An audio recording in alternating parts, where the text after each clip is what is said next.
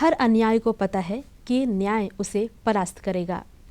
नमस्कार, कानून की बात के इस अंक में आप सभी दर्शकों का बहुत बहुत स्वागत है। आज के कार्यक्रम में हम घरेलू हिंसा और महिलाओं के अधिकार विषय पर आपको जानकारी देंगे। इस विषय पर अधिक जानकारी के साथ हमारे साथ है एडवोकेट यास्मीन बेगम। यास्मीन जी, आपका हमारे कार्यक्रम में बहुत बहुत स्वागत है। नमस्कार। तो आज हम घरेलू हिंसा के बारे में जानेंगे और महिलाओं को कानून के तहत क्या क्या अधिकार दिए गए हैं इस बारे में आपसे हम जानेंगे। तो सबसे पहले हम ये जानना चाहेंगे कि हमारे भारतीय कानूनी व्यवस्था में महिलाओं को कौन कौन से अधिकार दिए गए हैं। सबसे पहला जो है प्रोटेक्शन ऑफ डोमेस्टिक वायलेंस का जो एक्ट बना हुआ है, उसके अंतर्गत बहुत सारे जो है प्रावधान है, जिसके अंदर एक लेडी है जो पीड़ित है, वो जाकर कोर्ट में पिटिशन फाइल कर सकती हैं। उसके अंदर उनको बहुत सारा जो है रिलीफ कोर्ट में मिलता है। बट ये है कि आपको जो है कोर्ट में आना है, कोर्ट में आकर अगर आप पिटिशन फाइल करेंगी तो आपको हर एक तरह का रिलीफ आप जो चाहेंगी हर एक तरह का रिलीफ आपको इसके अंतर्गत मिलेगा। जी, अगर कोई महिला घरेलू हिंसा से पीड़ित है तो वो बस कोर्ट में आए, कोर्ट की मदद ले, तो उन्हें उनके लिए कई तरह के अधिकार जो हैं उपलब्ध हैं। तो इस जगह में पर मैं ये जानना चाहूँगी कि जो डोमेस्टिक वायलेंस एक्ट है, इसके अंतर्गत महिलाओं को कौन कौन से अधिकार दिए गए हैं। देखिए मैम, बात यहाँ पे ऐसा आता है कि जब वो पीड़ित होती हैं, टॉर्चर उनके ऊपर होता है, तो ऐसा नहीं है कि उनके हस्बैंड की तरफ से ही होता है। बहुत सारे केसेस में ऐसे भी होते हैं कि उनके इन लॉज की तरफ से भी उनको जो है टॉर्चर होता है। तो इस एक्ट के अंतर्गत अगर मान लीजिए वो एक जॉइंट फैमिली में रह रही है और उसके ऊपर अत्याचार जो है हस्बैंड के साथ साथ उनके इन लॉज की तरफ से भी हो रहा है, तो इसमें जो है वो कंपनसेशन क्लेम कर सकती हैं। उसके ऊपर जो अत्याचार हुए हैं, आप उसको कोर्ट में बताइए कि मेरे साथ ऐसे ऐसे अत्याचार हुए हैं, तो आपको कोर्ट जो है कंपनसेशन प्रोवाइड करेगा। दूसरा ये है कि आप इसके अंतर्गत आप मेंटेनेंस क्लेम कर सकती है कि मंथली मुझे इतना अमाउंट चाहिए, मेरे मतलब कोई सोर्स ऑफ इनकम नहीं है मेरे पास, मैं कमाती नहीं हूँ और मैं पूरी तरह से इन पर ही निर्भर थी शादी के बाद। अगर आप कोर्ट में ये चीज़ रखते हैं तो कोर्ट जो है आपके हस्बैंड के आर्थिक स्थिति के हिसाब से कितना कमाते हैं, क्या किस जॉब में है, उस चीज़ को नज़र में रखते हुए कितना मतलब आज का जो लाइफ है, आज का जो आपका मतलब एक नॉर्मल ज़िंदगी जीने के लिए जो चाहिए, बच्चे हैं तो बच्चे पढ़ रहे हैं, किस क्लास में पढ़ रहे हैं, उस सब चीज़ को मद्देनज़र में रखते हुए आपको महीने में जो है आपको एक अमाउंट डिसाइड कर देते हैं कि हस्बैंड को जो है इतना अमाउंट जो है वाइफ को देना ही होता है। और वो जो है अगर ना दें तो उसके लिए भी प्रावधान है कि आप उसमें भी एग्जीक्यूशन में जा सकती हैं। कोर्ट अगर वो नहीं आता है तो उसमें जो है कोर्ट जो है वारंट इशू करता है, वारंट में लेकर आया जाता है उनको, और उनके पास उस वक्त कोई चारा नहीं रहता है, आपको पैसे देना ही पड़ता है। तो आप किसी भी हाल में आपको पेमेंट तो करना ही पड़ता है। हालांकि थोड़ा सा वक्त उसमें लग जाए, लेकिन आपको पेमेंट बराबर मिलेगा। ऐसा नहीं होता है कि कोई आए कोर्ट में और उसे नहीं मिले, ऐसा नहीं होता है, बराबर मिलता है जी।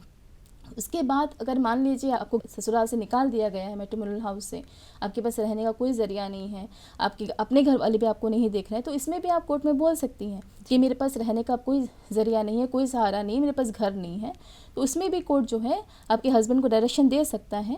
अगर मान लीजिए वो जो प्रॉपर्टी में आप लोग रह रहे थे आपके हस्बैंड के नाम में है वो, तो कोर्ट जो है उनको बोलेगा कि भाई देखो तुम्हारे नाम में है, अपने बीवी बच्चों को तुम जो है उसमें तुमको रहने के लिए कमरा दो, या जो भी है, क्योंकि आजकल मोस्टली ऐसे होते हैं रेंटेड अकोमोडेशंस बनते हैं, तो आप एक रूम उसमें दे दो उसको।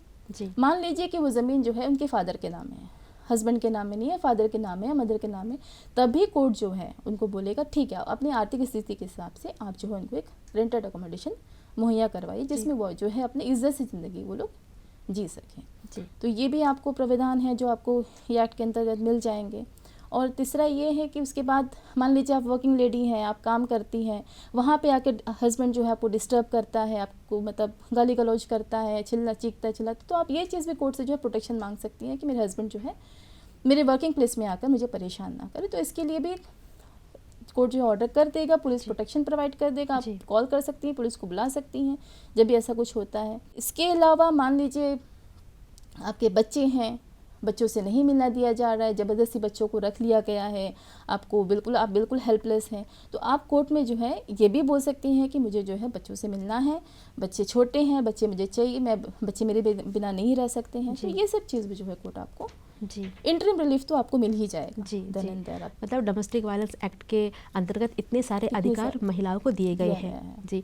तो यास्मीन जी, जब इस तरह के केसेस में कुछ में क्या है सुलह हो जाती है, कुछ जगह डिवोर्स हो जाते हैं। तो जब ये बच्चों की कस्टडी केसेस की बात आती है तो ये कैसा होता है, इस बारे में बताएं। मैम उसके लिए देखिए अलग से एक एक्ट बना हुआ है, गार्जियन एंड वार्डशिप एक्ट जी। उसमें मान लीजिए बच्चे बहुत सारे सिचुएशन में ऐसे होते हैं कि माँ के पास है और बहुत सारे सिचुएशन में ऐसे होते हैं कि बाप के पास है। जी। तो दोनों में से जिसको भी अब मतलब मोस्टली क्या होता है कि बच्चों का एक सर्टेन एज होता है जिसमें बच्चे जो है माँ के पास ही रहे, तो मतलब कोर्ट भी सोचते हैं कि बच्चे छोटे हैं, मतलब फीडिंग चाइल्ड है तो माँ के पास ही रहेगा, ऑब्वियस सी बात है। जी। उसके बाद भी छोटे बच्चे हैं, 5-6 साल का बच्चा है, जब तक वो समझने लायक नहीं होता है जी। तब तक बच्चे जो है माँ के पास ही रहते हैं। कोर्ट भी मतलब देखता है, सुनिश्चित करता है कि बच्चे जो है माँ के पास, हाँ लेकिन उस दौरान फादर को जो है विजिटेशन राइट बराबर दिया जाता है। अच्छा। मतलब एक टाइम बता दिया जाता है कि आप सैटरडे, मतलब एक उसके हिसाब से बच्चों का स्कूलिंग देख ले उस हिसाब से। जी। जी। या फिर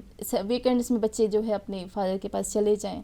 वैसे मतलब बहुत सारी चीज़ हैं जो कोर्ट जो है एक फैमिली को मद्देनज़र रखकर कोर्ट जो है ऑर्डर करता है, मतलब जी। बच्चों के वेलबींग के लिए, क्योंकि बच्चों को क्या है ना कि मतलब दोनों का, माँ और बाप दोनों का ही जो है ज़रूरत है। चाहिए प्यार मोहब्बत। जी। वो तो जी। आप एक सिर्फ माँ के पास रह के बाप का मोहब्बत नहीं मिलेगा और बाप के पास रह के माँ का तो नहीं मिलेगा। तो जी। कोर्ट जो है इस चीज़ को भी सुनिश्चित करता है, क्योंकि ये चीज़ जाकर आगे जाकर बच्चों के फ्यूचर में इफेक्ट जी। करता जी। है, जी। बहुत इफेक्ट करता है कि जब वो देखते हैं अपने स्कूल में कि सबके पेरेंट्स है, टीचर्स, ये हुआ पीटीए मीटिंग हुआ, माँ बाप दोनों आ रहे हैं, तो एक क्वेश्चन उनके दिमाग में आता है। अगर माँ नहीं है तो ऑब्वियस सी बात है अपने घर जाकर अपने फादर से पूछता है कि मेरी माँ क्यों नहीं है। अगर बच्चे माँ के पास है और फादर नहीं है तो जी। जी। पूछता है। तो ये सब चीज़ जो है कोर्ट भी देखता है कि अब लड़ाई तो हस्बैंड वाइफ के बीच में है तो उसमें बच्चों का तो कोई प्रॉब्लम नहीं है, जी। उनका लाइफ सफ़र ना हो, जी। इस चीज़ को कोर्ट जो है हमेशा ध्यान में रखता जी। है। तो यास्मीन जी, कई महिलाएं हैं जो घरेलू हिंसा से पीड़ित है, वो आगे जाकर कानून की मदद भी लेना चाहते हैं, पर लोगों में क्या है, बहुत सारे लोग हैं जो कि कानून में विश्वास रखते हैं और कई लोगों को विश्वास होते हुए भी उन्हें लगता है कि काफ़ी समय लगेगा, काफ़ी पैसे लगेंगे, हमें हमारे हक में जब फैसला आते आते बहुत समय लग जाएगा, ऐसी लोगों की धारणा है। तो इस बारे में आप क्या कहना चाहेंगे? इस बारे में तो मैम यही बोलूँगी कि स्पेशली जहाँ पे बात आया है औरतों और बच्चों का अधिकार के लिए, तो कानून व्यवस्था भी उनके हिसाब से ऐसे बनाया गया है कि आप कोर्ट में जाइए, जाते ही आप जो है अप्लाई जब करती हैं केस के लिए, तो उस वक्त आप स्पेशली डोमेस्टिक वायलेंस एक्ट में तो क्या है कि एक्स पार्टे ऑर्डर मिल जाता है आपको। एक्स पार्टे ऑर्डर वो होता है कि अदर साइड को समन इशू किए बिना भी आपको जो है रिलीफ मिल जाते हैं। जी। तो ऐसे प्रावधान बनाए गए हैं क्योंकि जो औरतें कोर्ट आ रही हैं वो उस सिचुएशन में नहीं है कि वो इतना लंबा जो है कानूनी संघर्ष करके जाकर जो है आगे जाकर रिलीफ, तो ऑब्वियस सी बात है कोई भी कोर्ट नहीं आएगा कि हमारे पास ना तो उतने सोर्स हैं, ना ही तो हमारे पास उतने पैसे हैं कि हम वकील को फीस दे सके और इतना लंबा लड़ सके, तो कोई भी नहीं आएगा। तो उसको नज़र में रखते हुए ऐसा प्रावधान बनाया गया है कि आप पिटीशन फाइल कीजिए, बताइए कि मेरे पास केस लड़ने के लिए उतना नहीं है, मुझे अब हर महीने जो है मेरे इतने खर्चे हो रहे हैं, मुझे तो चाहिए अब ये बीच में। तो केस चलने के दौरान ही कोर्ट जो है कुछ अमाउंट मुहैया करवा देता है कि हस्बैंड को बोलता है कि को मंथली इतना तो आपको देना ही है, जब तक आपका केस पूरा सेटल नहीं हो जाता आपको इतना अमाउंट तो देना है। तो उसमें क्या होता है, उनको रिलीफ भी मिल जाता है और सपोर्ट भी मिल जाता है और केस फिर उसके बाद चलेंगे, एविडेंस लीड होंगे, जो भी होगा वो तो बात की बात है, जब उनको बाद में रिलीफ मिल जाएगा, लेकिन उस दौरान भी उनको जो है ये जी मिलता है। जी। तो यास्मीन जी, आपने घरेलू हिंसा एक्ट के अंतर्गत जो मेंटेनेंस है उसके बारे में हमें बताया और जो एकोमोडेशन है उसकी भी जो महिला है उन्हें उसकी मदद की जानी चाहिए, इस बारे में आपने बताई। तो इसके अलावा और किस तरह के प्रावधान हैं महिलाओं के लिए? अच्छा, आपने जो पिछला जो क्वेश्चन किया था जी कि मतलब कोर्ट में नहीं जाए, और अभी जो है कोर्ट के अंदर डीएलएससी और एसएलएससी जो है एक अथॉरिटीज़ बनाया गया है। अच्छा। उसमें क्या है, आपको फ्री ऑफ कॉस्ट जो है आपको एडवोकेट्स मुहैया करवाए जाते हैं जी। उसके लिए आपको कुछ भी खर्च नहीं करना पड़ता है। तो आप जाकर कोर्ट प्रीमिसेस के अंदर ही है और एसएलएससी जो है वो सेक्रेटरीट में है, आप जाकर वहाँ पे बोल सकती हैं कि मेरे पास सोर्स ऑफ इनकम नहीं है, मैं जो है अपने तरफ से कोई वकील नहीं कर पाऊँगी, तो आपको जो है फ्री में लॉयर प्रोवाइड किए जाते हैं जो आपके लिए कोर्ट में केस करेंगे। जी। तो मतलब कानूनी तौर पे अगर आप देखा जाए तो आप लोगों के लिए हर एक तरह का जो है सहूलत है, लेकिन बस बात ये है कि आप कोर्ट आइए। अगर आप परेशान हैं तो आप पहले अपनी तरफ से आप कदम उठाइए जी। तो सामने वाला जो है आपको ज़रूर मदद मदद करेगा। करेगा। बात जी ये है। जी। तो यास्मीन जी, इस एक्ट में जो है बच्चों और महिलाओं के लिए जो भी अधिकार थे अभी आपने हमें बताया, और एक जो उन्हें धनराशि दी जाएगी उनके मेंटेनेंस के लिए, उन्हें उनकी जीविका चलाने के लिए, आगे जाकर कुछ सालों बाद क्या है, बच्चे बड़े हो जाते हैं, उनके पढ़ाई का खर्चा होता है, कई तरह के खर्चे बढ़ते हैं, तो ये जो धनराशि जो दी जाती है उसे बढ़ाया जा सकता है आगे बिल्कुल जाकर? मैम, बिल्कुल बढ़ाया जा सकता है। क्योंकि आप मान लीजिए आपने अप्लाई किया है, आज आपका बच्चा जो है 1 साल का है, जी। तो 1 साल के बच्चे का जो कॉस्ट ऑफ लिविंग है, आप वो बच्चा अब 10th स्टैंडर्ड में चला गया है, तो इस हिसाब से अब उसके ट्यूशन फीस भी लगेंगे, और आपके साथ साथ कॉस्ट ऑफ लिविंग भी बढ़ रहा है, जी। और दूसरी तरफ आपके हस्बैंड का भी तो इनकम बढ़ रहा है ना साथ जी, साथ में। जी। तो कोर्ट जो है उस चीज़ को भी नज़र में रखता है कि जी। हाँ, आप कोर्ट में प्रूफ कर दीजिए, और ये तो बेसिक चीज़ है, प्रूफ करने की ज़रूरत भी नहीं पड़ता है जी। कि पता है कि जैसे जैसे बच्चे बड़े होते हैं उनकी जो है आपकी बढ़ रही हैं, और इनफैक्ट कभी ऐसे होते कुछ मेडिकल इमरजेंसीज हो जाती हैं, कुछ हो जाती हैं जो पहले नहीं थे अब आ गए, तो आप ये सब चीज़ को भी कोर्ट के सामने आप रख सकती हैं। तो कोर्ट जो है वो सब चीज़ को देखता है, और जो अमाउंट आपको मान लीजिए आज से 1 साल पहले 2 साल पहले जो मुहैया करवाया गया था, जी। और अब जो है कोर्ट को लगता है कि नहीं, अब उस अमाउंट में जो है अब जीविका चलाना मुश्किल है। जी। तो कोर्ट जो है आपके हस्बैंड के जो इनकम को, आय को देखकर जो है, जो भी जिस तरह का भी उनका बिजनेस है या प्राइवेट है या गवर्नमेंट जॉब है, जो भी है उसको देखते हुए कोर्ट जो है आपका एनहांस करता रहता है ये जी, चीज़। जी, कोई जी। इसमें प्रॉब्लम नहीं है। जी जी। तो यास्मीन जी, एक पति पत्नी अलग हो चुके हैं, उनका तलाक हो चुका है, आगे जाकर उनके पति की संपत्ति पर बच्चों का और पत्नी का कितना अधिकार हो सकता है? मैम देखिए, मतलब अधिकार तो अब जब तक वाइफ का जो है डिवोर्स नहीं होता है उसका राइट उसमें रहेगा, प्रॉपर्टी में रहेगा। हाँ, वो डिपेंड करता है कि आप किस रिलीजन को बिलोंग करते हैं। अगर मान लीजिए आप हिंदूज़ हैं तो एज पर हिंदू जो राइट प्रॉपर्टी एक्ट है उसके हिसाब से आपको आपका राइट जो है प्रॉपर्टी में हमेशा ही रहेगा, चाहे वो आपके साथ नहीं रह रहा हो, आपको घर से निकाल लिया हो, और बच्चों का डिवोर्स हो जाता है तो वहाँ आपके राइट थोड़े कर्टेल होते हैं, लेकिन बच्चों का अधिकार कभी भी ख़त्म नहीं होगा आपकी प्रॉपर्टी में, चाहे कुछ भी हो जाए। जी। अगर वो आपके डिवोर्स होने के बाद वो सेकेंड मैरिज हो जाती है, कुछ भी होती है, लेकिन फिर भी जी। फर्स्ट मैरिज से जो बच्चे हैं उनका जी। अधिकार तो प्रॉपर्टी में हमेशा रहेगा। जी। मोहम्मडन्स हैं तो मोहम्मडन एक्ट के हिसाब से उनके शेयर रहेंगे, तो वो जो शेयर है मैम हमेशा ही रहेगा, वो तो कभी भी आपकी जो है प्रॉपर्टी से वो हटने वाला है नहीं। तो इसीलिए जब भी आपको ऐसा लगे आप जाइए, कोर्ट में जाइए, आप उसके लिए भी पार्टीशन सूट आप फाइल कर सकती हैं, अपना अधिकार ले सकती हैं। कानून में आप लोगों के लिए हर एक तरह का सहूलत है, बस आप अपने तरफ से अप्रोच कीजिए, घर पे मत बैठिए, जी। कोर्ट में जाइए और अपने अधिकार के लिए लड़ना है। जी, बस हमें घर से निकलना है, और अगर हम पीड़ित हैं तो हमें कानून की मदद लेनी है। तो जी यास्मीन जी, हम एक आजकल मीडिएशन प्रोसेस के बारे में हम सुनते हैं, ये क्या है, इस बारे में आप हमारे दर्शकों को थोड़ा विस्तार से बताएं। ये मीडिएशन प्रोसेस, अभी आपने जब मुझसे क्वेश्चन किया था कि मैम लोग सोचते हैं कितना लंबा प्रोसेस है जी, ये, जी। तो वो लोग उसको सोचकर घर पे बैठ जाते हैं कि अब कौन कोर्ट जाएगा, इतने साल डेट के ऊपर डेट कौन लेगा। तो ये मीडिएशन प्रोसेस जो है ये एक व्यवस्था है जो सीपीसी के अंतर्गत ही ये जो है एनेक्टमेंट आया है। जी। एक मीडिएशन, एक प्रोसेस, एक ट्रेन मीडिएटर होता है। ट्रेन मीडिएटर के सामने मैटर को जो है रखा जाता है।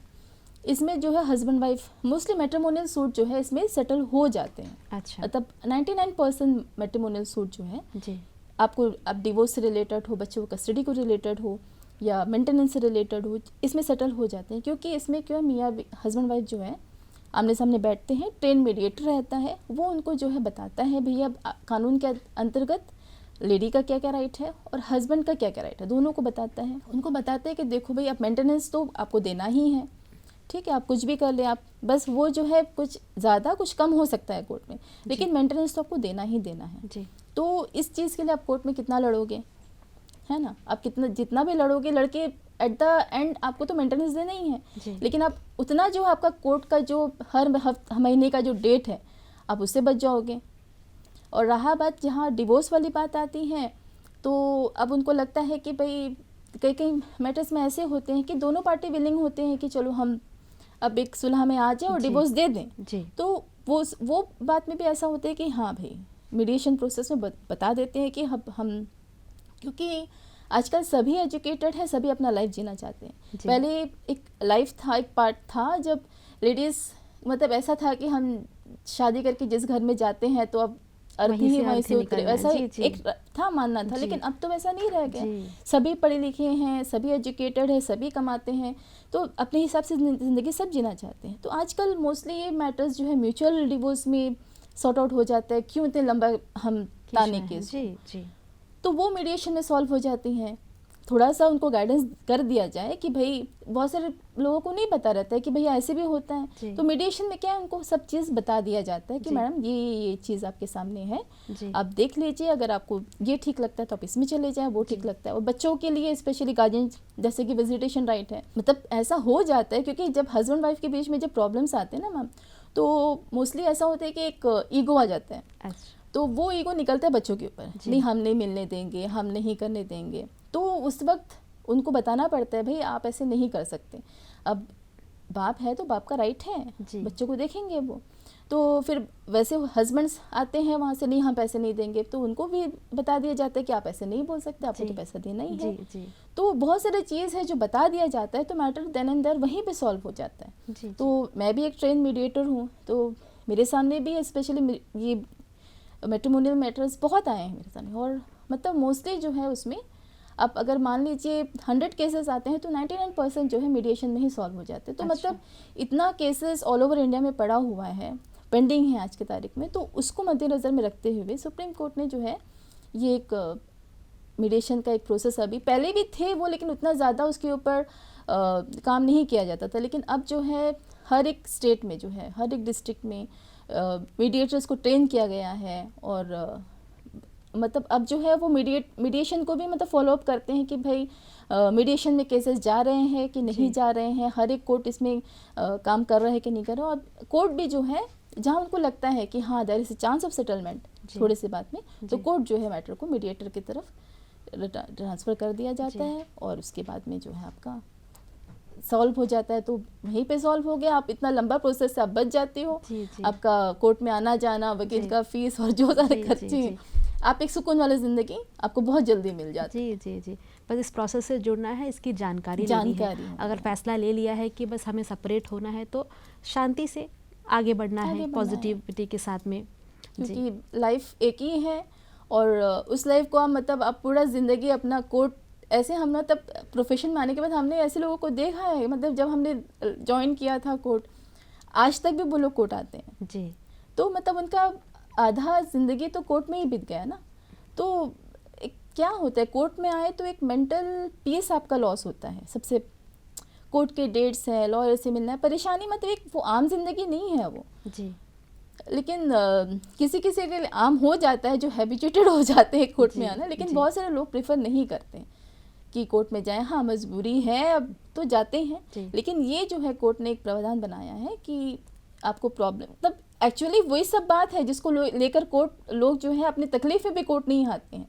तो कोर्ट ने ये सब चीज़ बनाकर जो है लोगों को एक जागरूक किया है कि नहीं भाई आप आइए, कोर्ट आइए, आपके लिए हमने बहुत सारा सहूलत रखा हुआ है। ऐसा नहीं है कि आपको डेट के ऊपर तारीख के ऊपर तारीख मिलते रहेंगे, वैसा नहीं है। आजकल कोर्ट जो है बहुत फास्ट हो गया है, फास्ट ट्रैक कोर्ट्स बन गए हैं, बहुत सारे प्रोविजंस हैं अभी जी। अब वो पहले ज़माने वाला बात नहीं रह गया जी। बस हमें जानना है, जुड़ना है, और अपने जो प्रॉब्लम्स हैं उन्हें सामने रखकर बस जो भी फैसला होता है उसे अपनाकर आगे बढ़ना है जी। तो यास्मीन जी, आपने हमें डोमेस्टिक वायलेंस एक्ट के अंतर्गत जो सुविधाएं महिलाओं के लिए है, जो भी बातें हैं आपने बताई, तो हमारे द्वीपों में इस तरह के केसेस भी आते होंगे और आप इस तरह के केसेस को डील भी आप करती होंगी, तो इस बारे में आप बताइए किस तरह के केसेस आते हैं, क्या होता है? मैम मोस्टली तो अभी जो है स्पेशली हम देख रहे हैं कोर्ट में लॉकडाउन के बाद जी, ये मैट्रिमोनियल डिस्प्यूट्स कोर्ट में इतने ज़्यादा हो गए हैं। अब हमें भी खुद नहीं समझ आ रहा है कि क्यों। अच्छा, दूसरा एक बात होगी कि लोग जो है अपने राइट के प्रति ज़्यादा जागरूक हो गए हैं। अच्छा। वो भी एक बात है।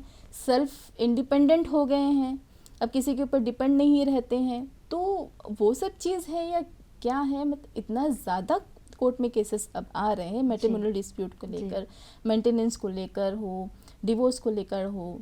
तो अब अंडमान में पहले फैमिली कोर्ट नहीं थी। अच्छा। लेकिन अब केस के तादाद को देखते हुए अलग से फैमिली कोर्ट अंडमान में भी बन गया है अब।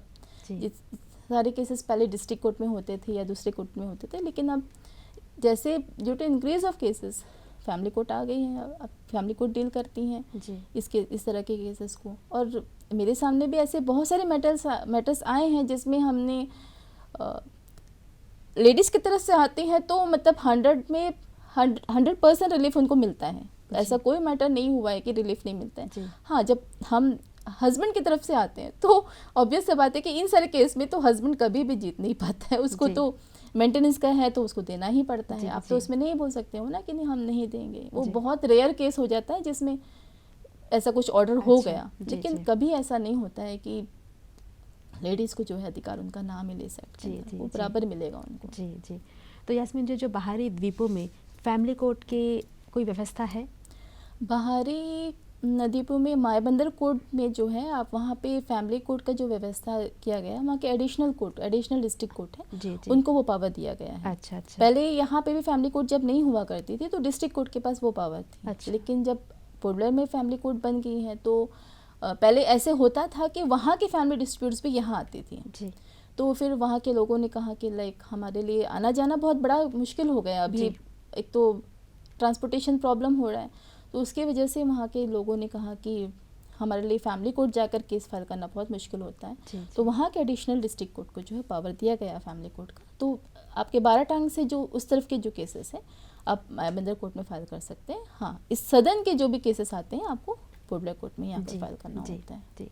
तो यास्मीन जी, आजकल जो हमारे युवा है, जो जागरूक युवा है, वो अलग अलग क्षेत्रों में जो अपनी पहचान बनाना चाहते हैं, और जो युवा कानून के क्षेत्र में आना चाहते हैं वो भी एक एडवोकेट बनना चाहते हैं, तो उन्हें अपनी तरफ से आप क्या कहना चाहेंगे? उनको मैं यही कहना चाहूँगी मैम कि देखिए, ये प्रोफेशन जो है बहुत नोबल प्रोफेशन है जी। आप इसमें जो आते हैं कि देखो आप आओगे तो बात ये है कि आप कमाओगे इसमें जी, ठीक है, लेकिन हमारा जो इंटेंशन है ना सिर्फ कमाने की तरफ नहीं होना चाहिए जी। आप ये भी सोचिए कि हम जो है एक नोबल प्रोफेशन है ये जी। जो लोग आते हैं वो पीड़ित हैं जी, पैसे तो आएंगे लेकिन कोशिश ये कीजिए कि हम उनको रिलीफ दिला सकें जी जी। तो उसमें हमें पैसे तो मिलेंगे लेकिन लोगों की दुआ भी हमें साथ में मिलती है, क्योंकि जो लोग आते हैं वो बहुत परेशान, मतलब जैसे डॉक्टर के पास इंसान जाता है बीमारी को लेकर, तो ये भी एक तरह का बीमारी है जो उनके लाइफ को इफेक्ट कर रहा है। तो वो लोग जो आ रहे हैं मतलब एकदम बेबस है, मजबूर हैं, उनके पास और कोई दूसरा रास्ता नहीं है, तब वो हमारे पास आए हैं। तो इस वक्त हमें चाहिए कि हम उनका जो है मदद करें। अब बेशक पैसे तो आएंगे, पैसे नहीं आएंगे नहीं है, लेकिन आप कोशिश कीजिए कि आप उनको पहले रिलीफ दिलवाएं, उसके बाद जो भी है आगे का सोचिए। तो प्रोफेशन बहुत नोबल है, आप आइए। मैं तो कहती हूँ कि इसमें जो है अपॉर्चुनिटीज़ बहुत हैं, आप ज़रूर से आप अब तो यहाँ पे भी लॉ कॉलेज खुल गया है तो कोई दिक्कत नहीं है, लेकिन बस ये है कि सोच कर आइए कि हम एक नोबल प्रोफेशन में जा रहे हैं जी, बस वो सोच कर आइए जी। तो यास्मीन जी, जो बहनें हमारे द्वीपों के इस वक्त हमें देख रहे हैं वो भी कहीं ना कहीं कभी ना कभी अगर घरेलू हिंसा की शिकार हुई है, और आज के कार्यक्रम से मुझे इस बात की पूरी उम्मीद है कि उन्हें बहुत कुछ सीखा होगा, वो आगे बढ़ना चाहती है, अपने लिए न्याय चाहती है, तो अपनी तरफ से आप उन्हें क्या संदेश देना चाहेंगी? देखिए, फर्स्ट ऑफ ऑल तो देखो, ये जो मैरिज है इंस्टीट्यूशन मैरिज आज का नहीं है जी, सदियों से चल रहा है ये। तब इतने डिवोर्स नहीं हुआ करते थे, आज के हिसाब से देख लिया जाए तो उस वक्त उतने डिवोर्स हुए, मैट्रिमोनियल इश्यूज हुए उतने नहीं होते थे जी।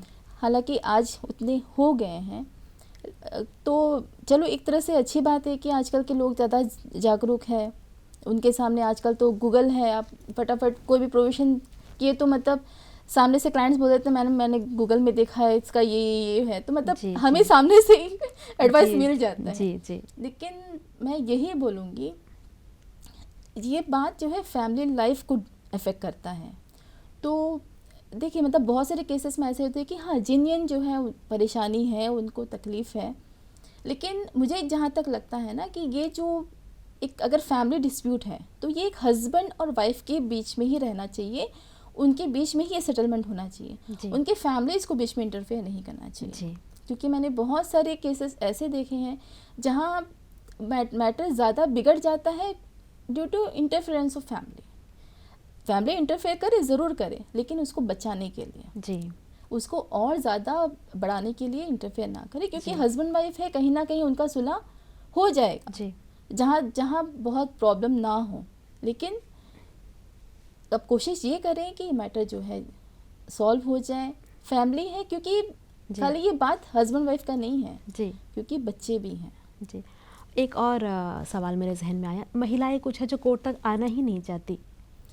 मैम उसके लिए देखिए, ये डीएलए से मैंने आपको जो बताया जी, था, जी। ये जो है प्रोग्राम जो है गांव-गांव में जाकर करते हैं, कभी कभी लोग अच्छा, कैंप्स लगाते अच्छा, हैं। जी, तो उसमें जो है बहुत सारा वहाँ पे जब प्रोग्राम होता है तो वहाँ के प्रधान वगैरह जो है जाकर बताते हैं कि भाई लीगल एड कैंप लग रहा है। तो अच्छा। ऐसे भी बहुत सारे केसेस हुए हैं जो कैंप के थ्रू जो है जी, जी, जी। डीएलएसए में रजिस्टर होते हैं, और फिर वो जो है डीएलएसए में एक लिस्ट ऑफ लॉयर है जो पैनल बना हुआ है, जी, तो उनको जो है असाइन किया जाता है। जी।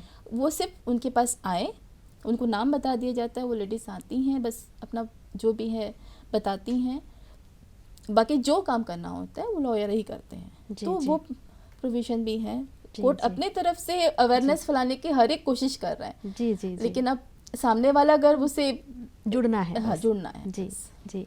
तो यास्मीन जी, आज आप हमारे कार्यक्रम में आए और घरेलू हिंसा और महिलाओं के अधिकार विषय पर इतनी सारी जानकारी दी जो कि महत्वपूर्ण है। उसके लिए आपका हमारे दूरदर्शन टीम की ओर से बहुत बहुत धन्यवाद। जी। तो दर्शकों और हमारे द्वीपों के बहनों से मैं ये कहना चाहूँगी कि आज के कार्यक्रम से आपने बहुत कुछ जाना और सीखा होगा। बस आप भी इस तरह की परेशानियों से आप जूझ रहे हैं तो आज के कार्यक्रम आपके लिए बहुत लाभदायक होगा। बस सोचे समझे आगे बढ़े और अत्याचार से लड़े। आज के कानून की बात में बस इतना ही।